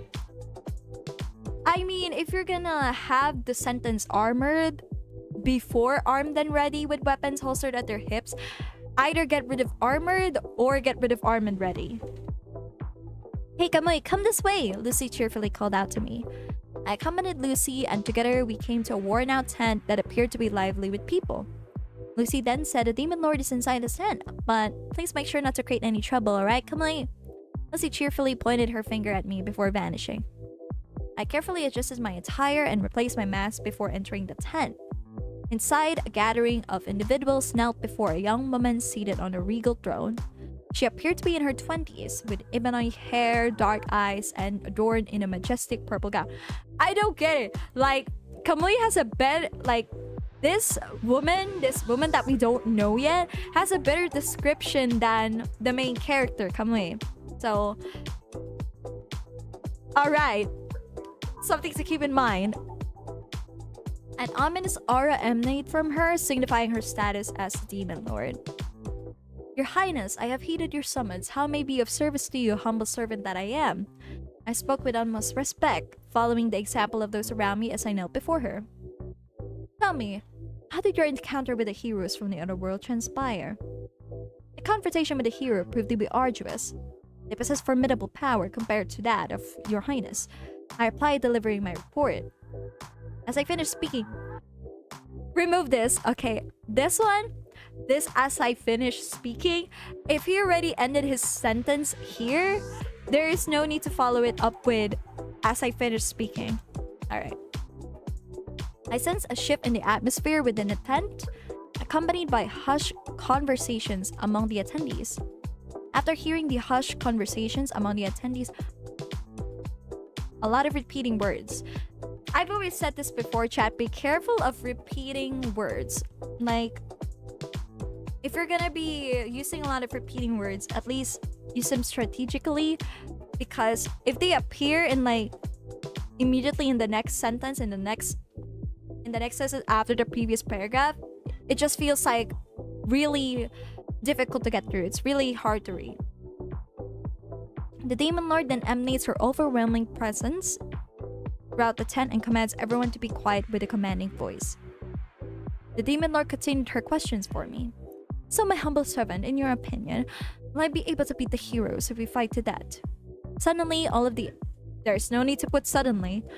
All of the attendees direct their attention to me to hear my opinion on the outcome of a battle between the Demon Lord and the hero's party. Seizing my kneeling position, I meet the Demon Lord's gaze, noticing a profound emptiness in her eyes, and confidently respond, undoubtedly, the hero's party will emerge victorious. After I had spoken my words, there is no need to say after I had spoken my words, a wave of tension washed over me, and I could sense a multitude of hostile presences emanating from the attendees. You really love the word emanating. I feel like you would be able to come up with other words. I feel like you would be able to use a different kind of vocabulary to describe the scene, because emanating. Again, be careful of repeating words, chat, because the more that you repeat and use words, the more meaningless it becomes, the more less impactful it becomes, the less impact. If there's less impact in your words, in your writing, that's where the readers get caught off. Like, they put down your book. The last thing that you want from readers is to put down your book, because everything just feels stagnating. Be careful about that, chat. Be careful about that. It's a trap. It's one of the things that's really difficult to execute, but with practice, you would be able to do so. So the Demon Lord suddenly erupted with laughter, breaking the tense atmosphere within the tent. With a smile, she turned to me and remarked, "Camilla, your straightforwardness is always appreciated. That's why I hold your opinion in such high regard." Feeling honored, I bow my head respectfully. You already mentioned respectfully? I think we know that he's really respectful. Addressing the rest of the individuals present in a commanding tone, the Demon Lord spoke. "As Kamui has informed us, the hero's party is a formidable group capable of defeating me. However, we will not retreat from this challenge.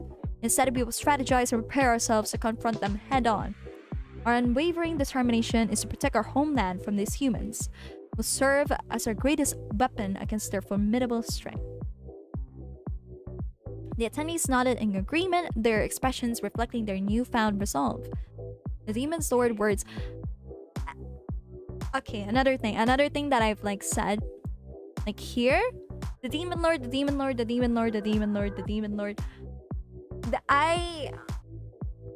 If you have at least two characters that are really relevant in a scene and you keep using their title, make up different variations of the title at least, because if you keep saying the Demon Lord, it's really hard to get through again, because it's like we get the point. All right, the Demon Lord said this and that. You can put the demoness, the demon deity, all sorts of variations. If you keep using the same word over and over again, it makes me feel like the Demon Lord is just a Demon Lord. All right, we get it. He's a Demon Lord. What else is there about the Demon Lord? What else do we know about the Demon Lord? This is one of the best scenarios when you can put other interesting descriptions about the character instead of just their name, just their features. Now, along with the Demon Lord, I observe her scanning the surroundings before sighing in relief. I can finally relax. It is exhausting to maintain such an attitude, Kamui, she admitted. Rising from her throne, she approached me with enthusiasm of a child, which I found endearing. In response, I gently patted her head despite her being older than me. "Your Highness, you have done an exceptional job. There's no need to worry," I reassured her. The demon lord gazed at me intently, gratitude evident in her eyes. Thank you, Kamui. I treat her as my younger sister. You already mentioned that she's older than you, Kamui. You already mentioned that, Kamui! Abruptly, she expressed her concern, her voice laced with worry. How are you faring, Kamui, after single-handedly battling the heroes? Rest assured, Your Highness, I emerged unscathed. Out of the blue, there is no need to say out of the blue. The demon lord asked me a surprising question. Did you happen to see your little sister among the heroes' group? I did indeed witness her presence among... Okay, another thing. When it comes to dialogue, I don't know what's the difference of the dialogue styles between the demon lord and Kamui, because they speak in a very monotone way that I just noticed just now. They really speak in a monotone way. It feels like it feels like it was written by a writer. A writer is speaking rather than a person is speaking in the scene. Though I don't hold it against you, chat. I don't hold it against anyone if they can't make a good dialogue set, since dialogue writing is really hard. But practicing writing dialogue that doesn't speak like it's your writing can be a really good practice. It can benefit you in the long run. I did indeed witness her presence among the heroes and saw her grow into an extraordinary woman. Reflecting on my dear sister Cecil, who had accompanied the hero on their journey. The demon lord then asked with a sorrowful expression, "Are you truly okay with fighting against your own sibling?" Why is there a name for each? What's with the obsession with the name?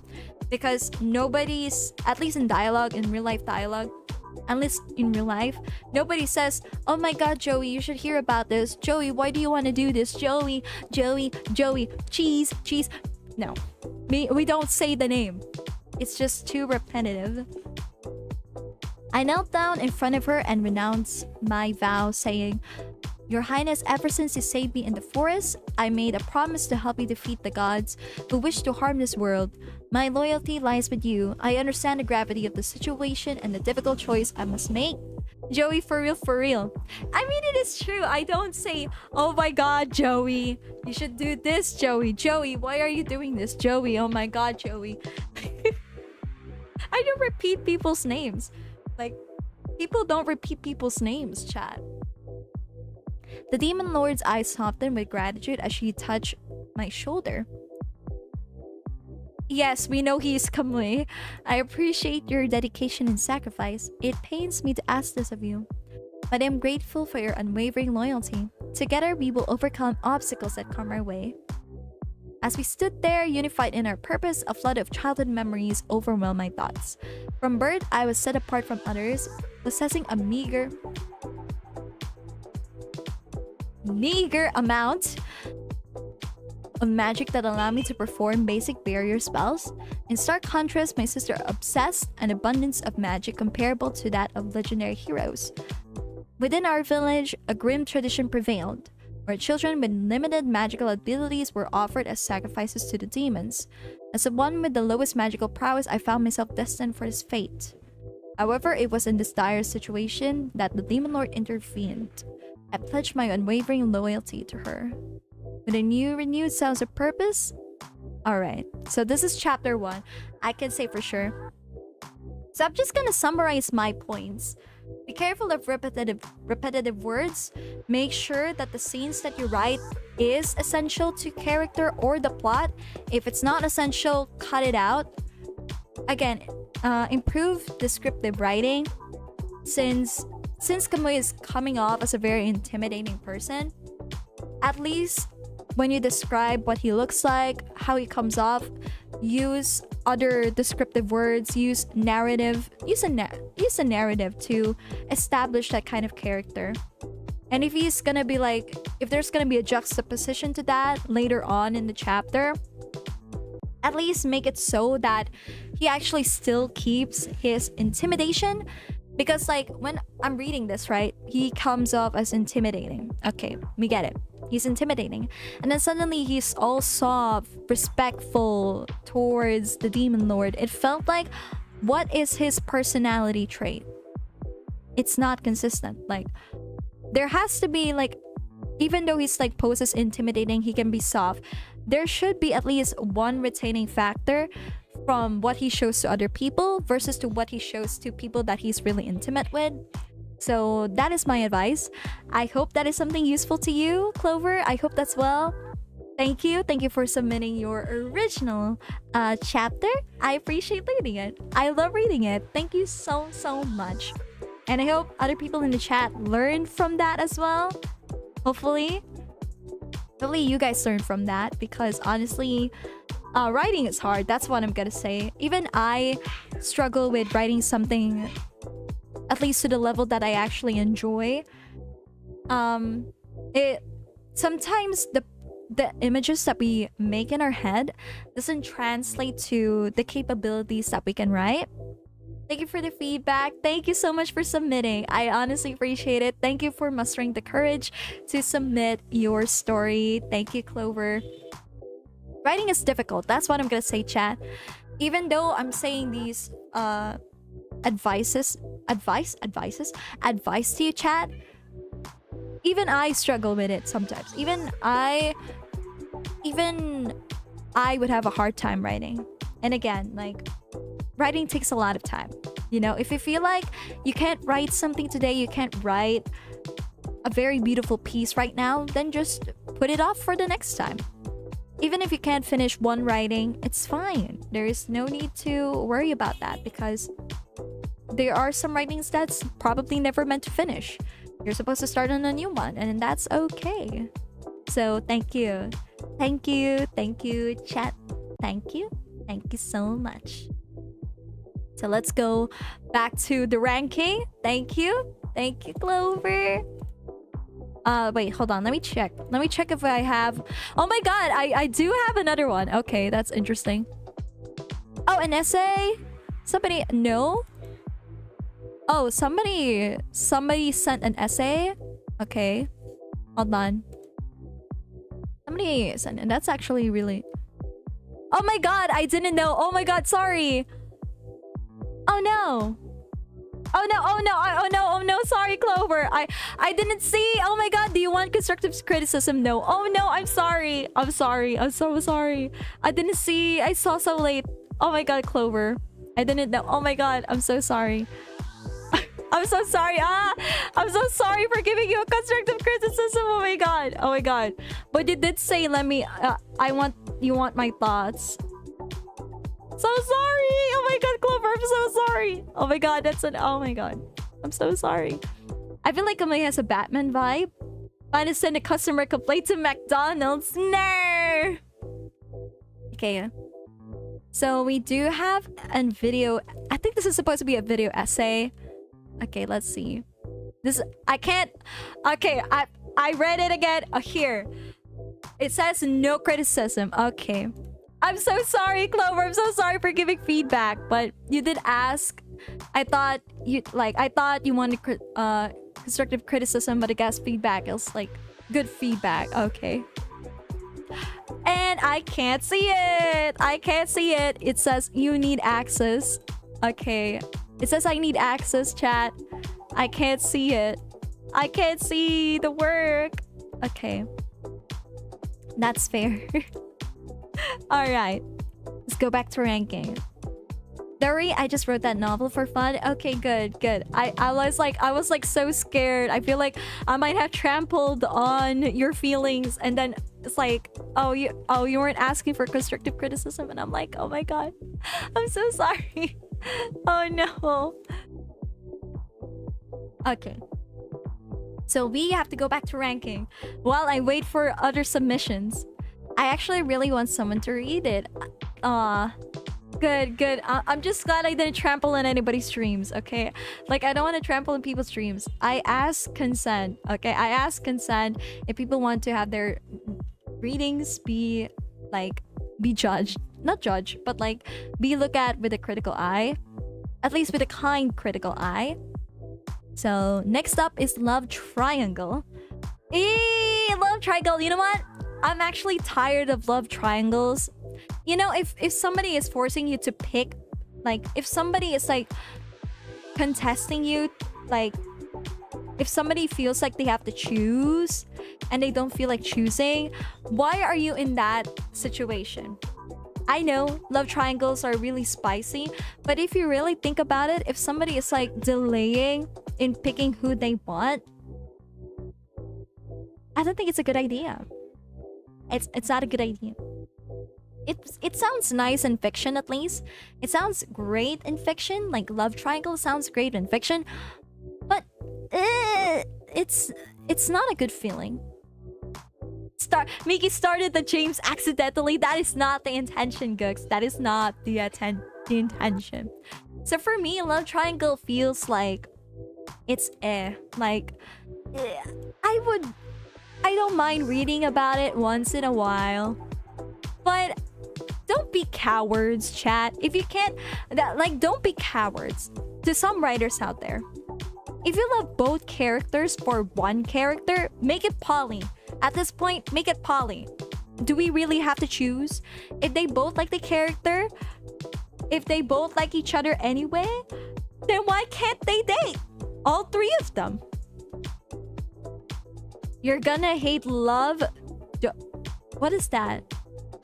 It's only a real love triangle if character A likes B, B likes C likes A. Otherwise, I don't like it that much. I like love triangle genre if the MC is being misunderstood by girls. Really?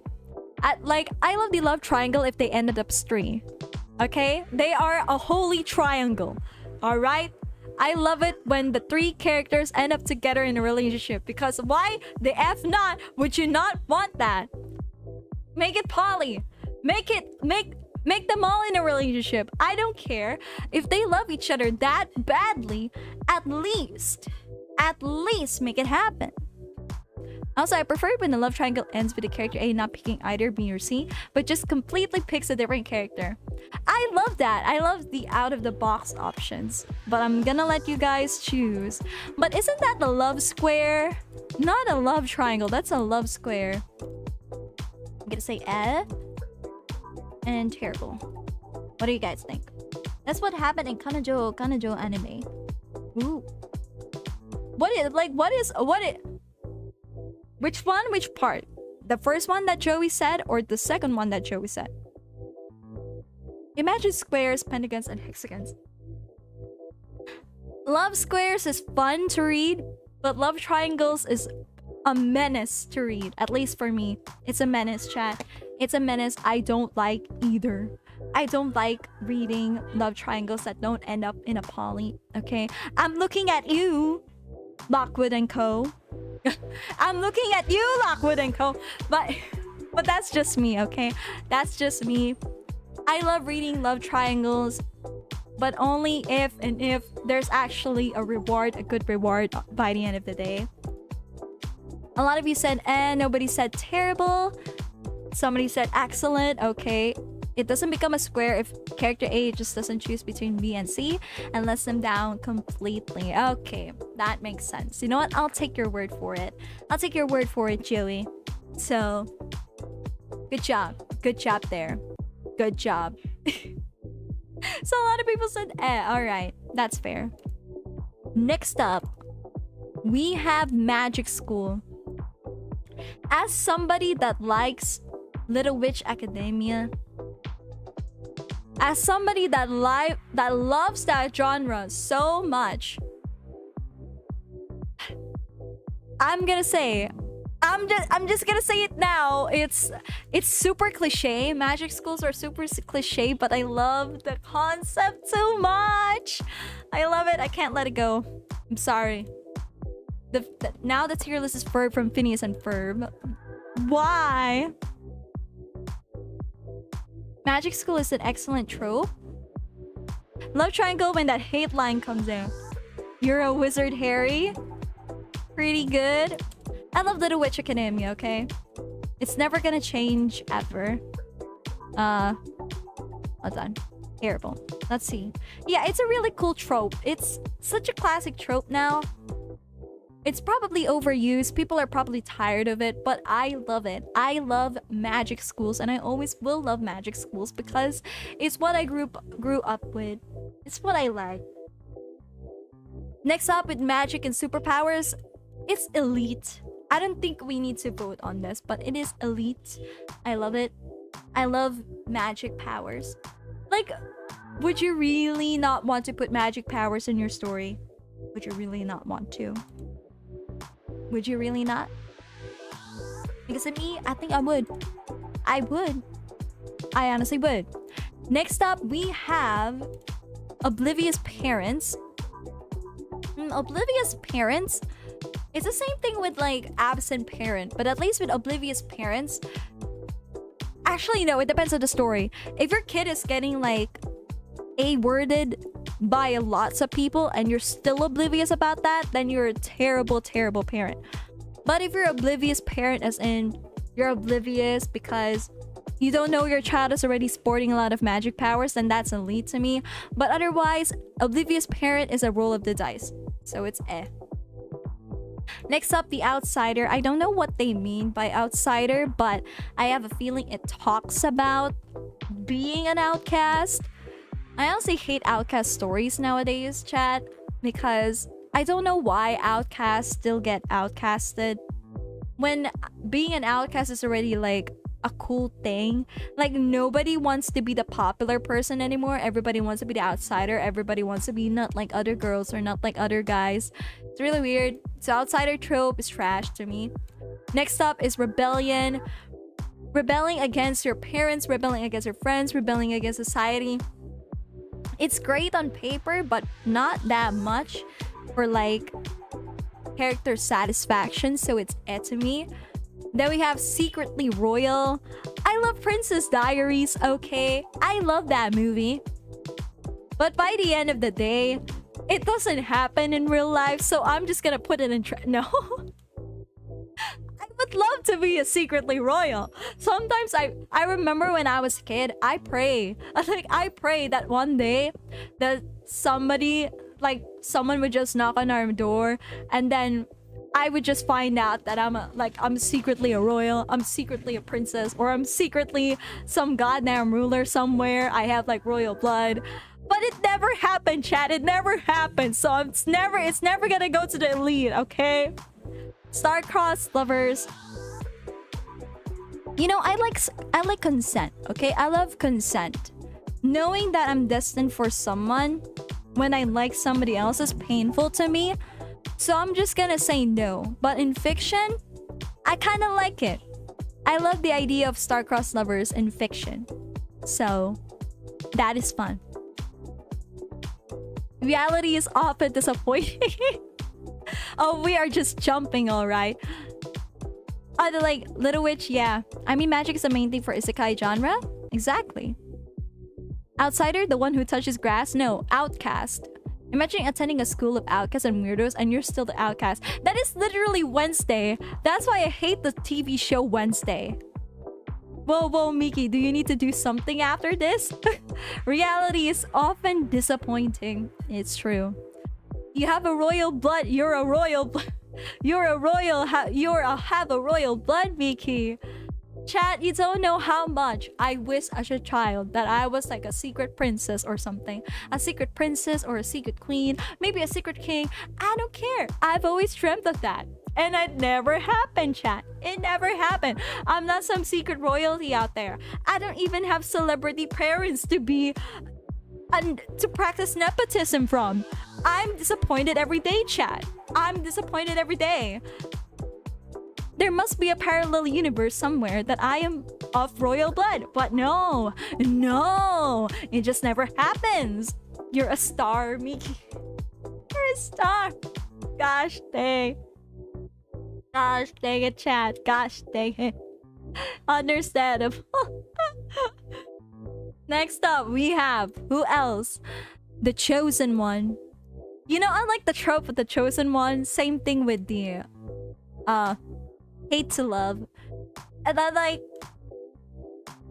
love the Chosen One because I love the Chosen One to suffer, not because I like the idea of having the Chosen One to save the day, but the Chosen One to suffer from the consequences of society.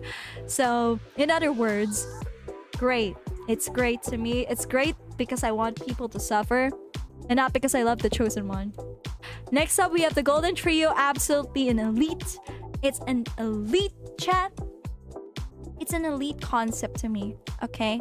The golden trio, I literally have the golden trio in my novels. Well, now it's already a golden square. It's a golden square. But I love the golden trio. Like, I love three friends just going out into adventures. Harry Potter, Percy Jackson. Who else? Which else? I forgot. Miki, do you like the anti-hero genre? Yes, I do love the anti-hero genre. I really do. I'm a big fan of those. I love the idea that, you know, like, why would I want to be a hero to somebody when nobody even became a hero for me? I like the chosen one tropes when it subverts expectations. Like how the chosen one doesn't have this paragon of goodness, but rather this one dude who fulfills a prophecy. Exactly! The anti-hero, I'm literally Ryan Gosling. Ryan Gosling! Ah, yes. Yes. Very much true. It was said that you destroyed the set, not joined them.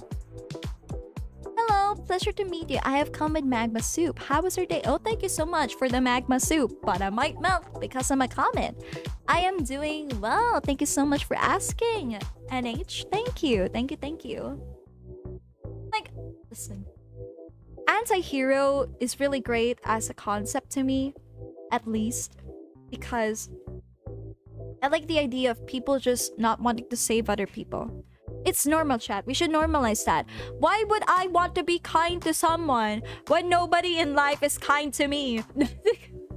We should give people that. It is their right to not be kind to asshole people. Okay?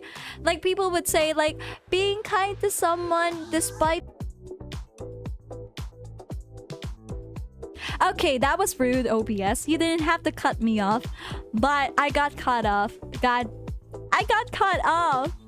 I got cut off by OBS, but other than that, again, I think you should allow people to be assholes. Let them face the consequences. But if you expect people to be kind, just for the sake of being kind, then we need to have this conversation. When they fight the hero of that world and stuff, exactly. Miki stares directly at the sun but never in the mirror. It must be exhausting rooting for her. I love that song. Yeah, it's just being true to themselves. Exactly. You're supposed to be true to yourself. If some random ass person tells you it's your destiny to be the hero of this world, then get out of there. Why would you risk your life for somebody that will probably betray you in the future? Sometimes we need to think. Make it seem like never happened and there were nothing. Yes. It is true. Next up, the quest. I like the quest stories in Dungeons of Dragons. I like the quest stories. I like in medieval stories, but if it's like modern settings and all that, I really don't like it. But I'm keeping it in elite just because it's a staple. Trials. I feel like there are other ways to make a story interesting. Like, I don't know what you mean by trials, like trials in court, trials and tribulations. What is it? I'm really not sure. That's a trope in itself, evading the prophecy directly because the prophecy is to happen. Exactly. But at the same time, trials, I'm gonna have to put it in... You know what? I'll keep it in average. Next up, we have villain redemption. Oops, sorry. My hand slipped, chat. My hand slipped. Okay, my hand slipped. I don't know how it got there, but... You listen, I love villains, okay? I love the villains more than I love the heroes. Because I remember when Sleeping Beauty, I watched Sleeping Beauty for the first time, and I saw Maleficent. I was in love with Maleficent. No, I was actually not was in love. I love Maleficent. I was hoping she would win. But you know, Philip, oh my god, Prince Philip, oh my freaking god. I love Philip. But anyway, Maleficent, chat. Maleficent is the... I love Maleficent. I love how she's just so freaking evil. But Disney's villain redemption of Maleficent is insane to me because it's a disservice to Maleficent's evilness. I'd rather have it if the villain redemption is actually for a deserving character rather than a character that's already fine as is. You love villains chilling like a villain. The greatest villains are the ones who believe they are doing the right thing. That is true, Darkness. That is supposed to be the right thing. That is supposed to be how villains are made. Because to them, they're doing the right thing. You know, they are the heroes of their own story. They may not be heroes to somebody else's story, but they are heroes to theirs. I Can Fix Her. I don't like I Can Fix Her stories. I love villain's redemption, but rather villain atonement. Villain atonement, that is actually a really great trope, but it's not a trope. It's not really that popular. And there we have it, chat. We have all of the book tropes ranked from elite, great, average, and trash. Again, it's just my subjective opinion.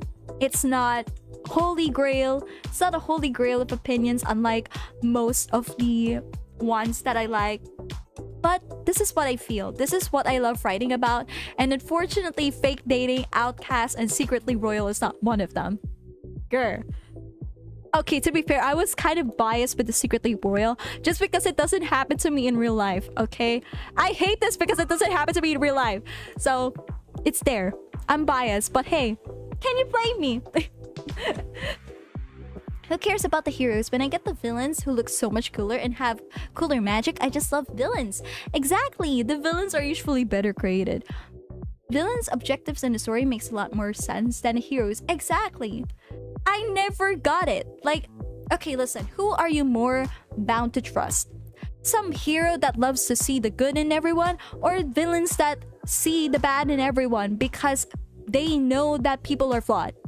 Which one are you more likely to trust? Exactly, none. And that is okay, because villains are not supposed to be trusted. Isn't opinions technically a bias already? It is a bias. Opinions are biased, but there are intellectual opinions. There are intellectual opinions, chat. There are intellectual opinions. And mine is not an intellectual opinion, but it is something, alright? It is something. It's something that I advocate for. I will die on this hill. That's why villains will always be the best. Villains do it better, okay? I'm a villain myself anyway. I've never advocated myself as a hero. I'm more of a villain.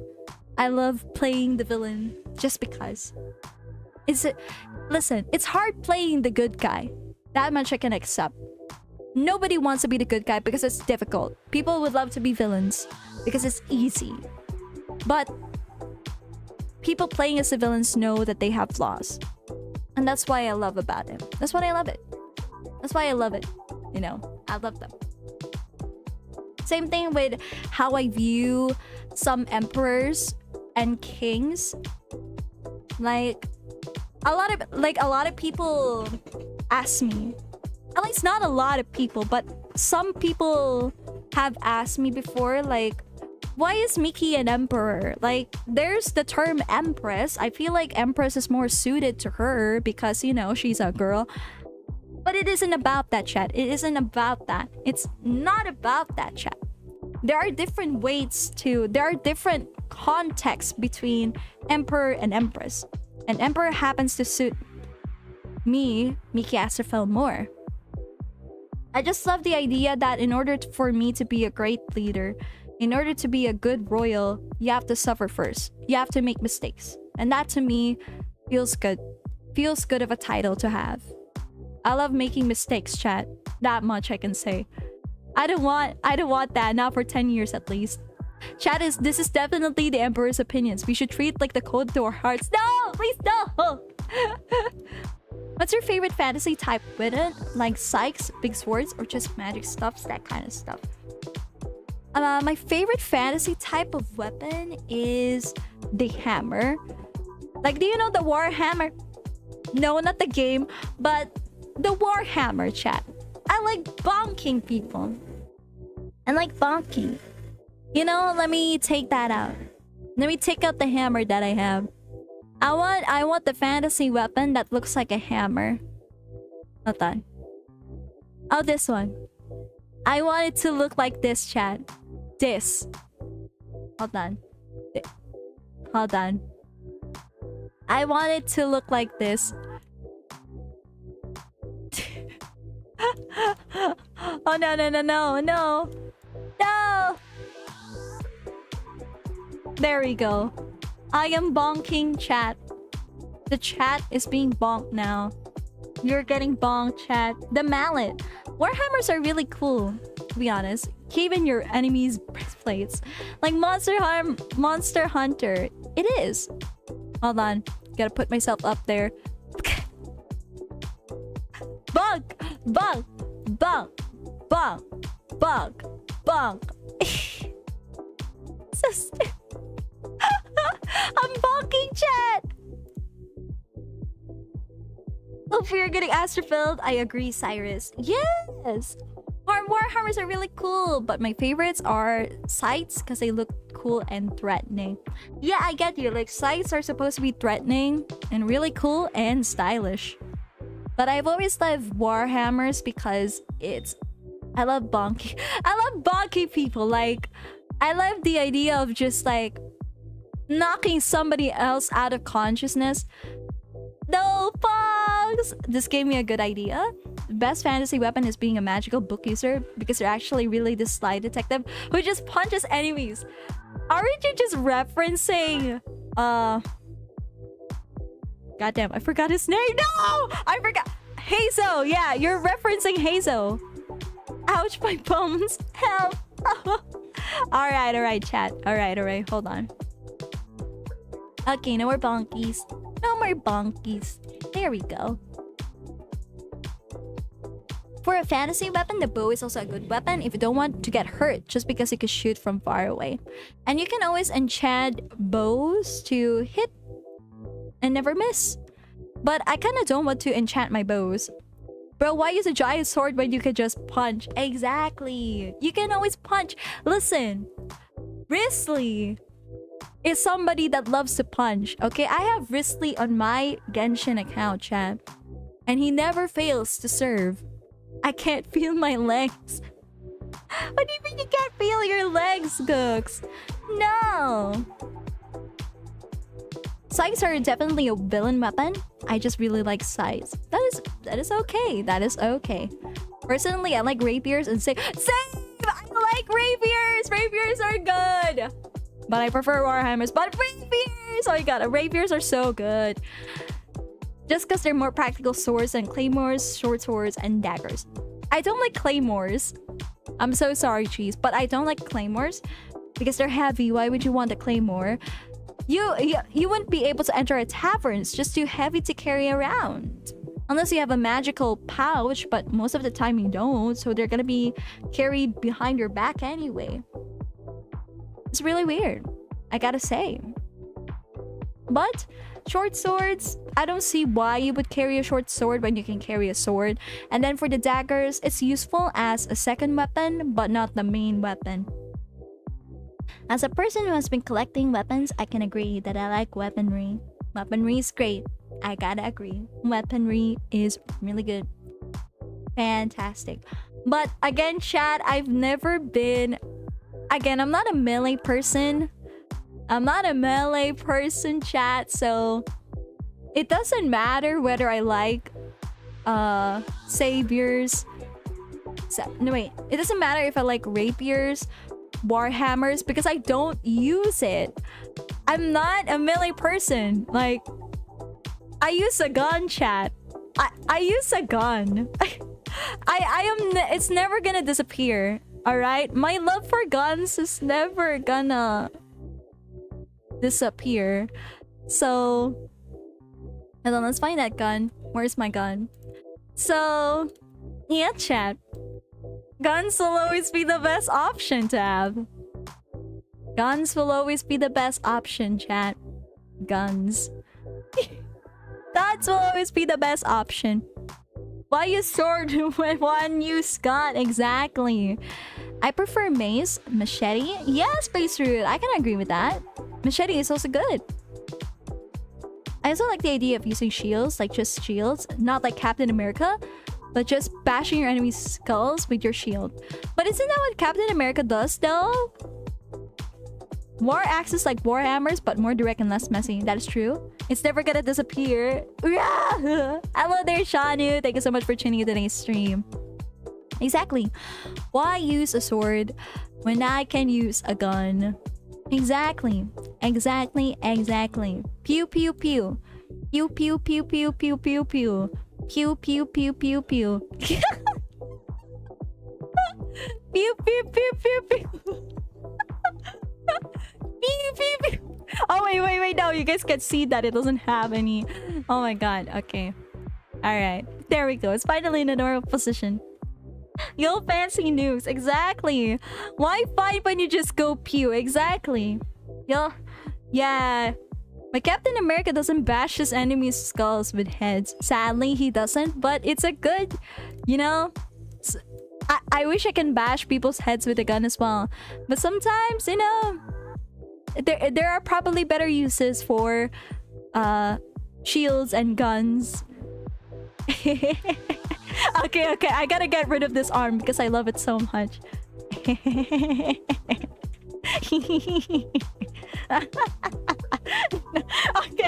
Okay, I'll get rid of it. Okay. Miki has a floating hand with a gun. At least you're having fun. If you are playing FPS games now, you will say that you are not good at using guns. What do you mean? What do you mean? I really am not good at using guns, chat. I am terrible at FPS. Like, super terrible. Like, really terrible. Chainswords are also cool. I like those too.